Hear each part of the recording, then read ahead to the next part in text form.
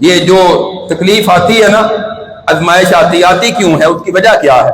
قرآن نے یہ بھی بیان کیا ہے، فرمایا وما اصابکم من مصیبت فبما کسبت ایدیکم ویعفو عن کثیر، اور تمہیں جو بھی کوئی مصیبت پہنچتی ہے نا، یہ تمہاری اپنی بدعمالیوں کی وجہ سے آتی ہے، تمہاری کرتوتوں کی وجہ سے آتی ہے، اور بہت سارے تمہارے ایسے بدعمالیاں ہیں کہ جن سے اللہ درگزر کر جاتے ہیں، اللہ ان کی سزا تمہیں دیتا ہی نہیں۔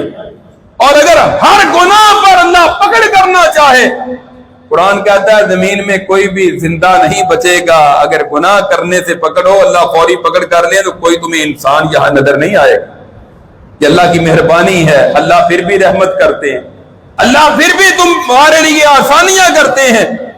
اور پھر ایک تو ازمائشوں سے گناہ معاف ہوتے ہیں، دوسرا کیا فائدہ ہوتا ہے؟ بعض اوقات گناہ نہیں ہوتے، درجات بلند ہو جاتے ہیں، جس طرح انبیاء علیہ السلام ان کے گناہ نہیں ہوتے، اللہ اس کی وجہ سے درجات بلند کر دیتے ہیں۔